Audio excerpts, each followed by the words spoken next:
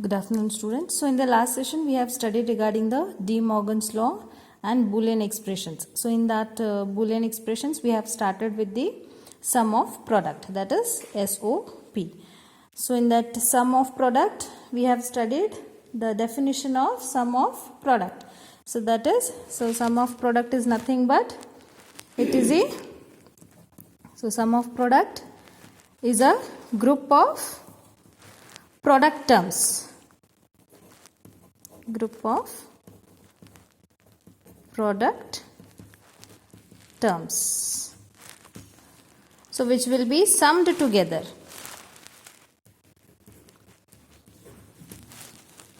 Which will be summed together.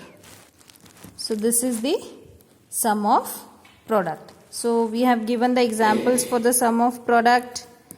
That is, first example, AB plus A bar C plus BC. So 2 points we have to remember in the sum of products, and those are, first one is it should contain the single variable, and next is the single over bar should not extend the more than one variable. So based on this we'll solve the example and we'll see the standard sum of products, how it will be. So in last class I have given for the example to remember the points, that is it should contain the single variable. And next, it should not extend the single over bar.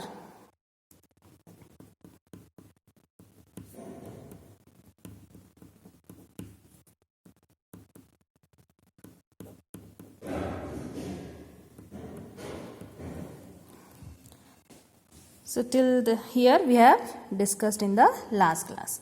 So today we will see the example, or else you can say we'll see the standard forms of sum of product. So first one, that is AB plus B C D E F. So this is not in the standard form of sum of product. So it is in the, you can say it is in the form of distributive law. Already we have studied in the Boolean properties. So how you will write? You have to open the brackets. That is, B has to be multiplied with BCD plus BEF.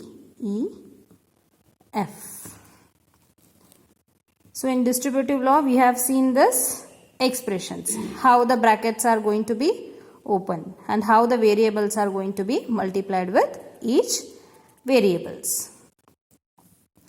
So next we will see the standard sum of products. How we will write the standard form of sum of products.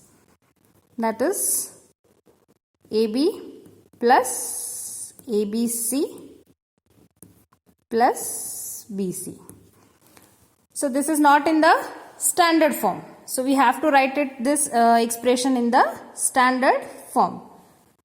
So to write the standard form, 2 points we need to remember, that is, first one, it should contain only one variable and one single over bar. It should not extend more than one variable.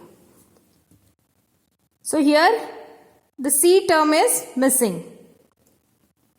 So how we will write?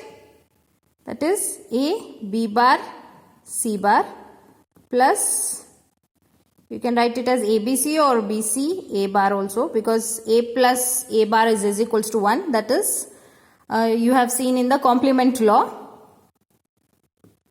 C, B bar. So based on this, we'll solve one example. We'll solve this only. So AB plus ABC and CB. So here C term is missing. So complement law, what is the expression for complement law? It is A plus A bar is equals to 1. So here C variable is missing.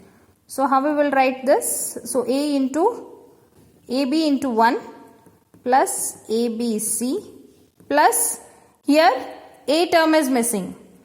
So we'll apply this law, that is CB into 1 will write. So letter 1 is equals to A plus A bar. So AB into A plus A bar. No, C term is missing, correct? C plus C bar plus ABC and CB. Here A term is missing. So A plus A bar, so you can write CB into A plus A bar. So we'll open this bracket, we'll multiply these variables. How we will get ABC, this is bracket, okay?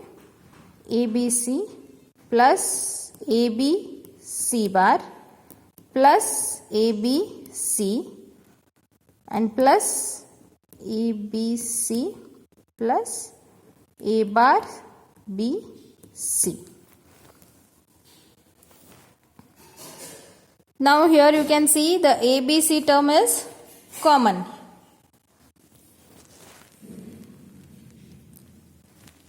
So we have studied in the Boolean properties, that is A plus A, it is A. So ABC, what will write? ABC plus remaining term is A B C bar plus A bar B C. So the final standard expression for the given expression is AB is equals to, AB plus ABC plus BC. For this equation, the standard sum of product is, it is ABC plus ABC bar plus A bar BC. So ABC we have written as A plus AB, A plus A is equals to A. So we have taken ABC here and AB C bar plus A bar BC. So this is regarding the sum of product. So in sum of product we'll study the min terms, canonical forms and non-canonical forms also. So in today's class we have studied regarding the sum of products. So what is sum of product? Sum of product is nothing but it is a product of terms which will be summed together. So already I have given the examples for this definition, and 2 points we need to remember. In that, first one is the variable, it should contain a single variable, and next it should contain a single over bar. It should not contain a single over bar. It should not extend over more than one variable. So based on this we have solved the examples and we have written the standard sum of products. So based on these examples we have written the standard sum of products. So here while writing the standard sum of products we have applied distributive law and complement law. So further in product of sum and sum of product you are going to use the Boolean expressions or else Boolean properties. Those all properties are going to be applied while solving the examples regarding sum of product or product of sum and canonical form. So advantage of this sum of product, you can say it is very useful to implement the expressions and simplify the expressions and evaluate the expressions. So it is very easy to implement and simplification and evaluation the expressions. The sum of product is having these kinds of advantages. So in the what we'll do in the next class, we'll study regarding the min terms and non-canonical forms and canonical forms, how these minterms are going to be right for the sum of products. Okay, so in the next class we'll study regarding the minterms and canonical and non-canonical forms. Thank you.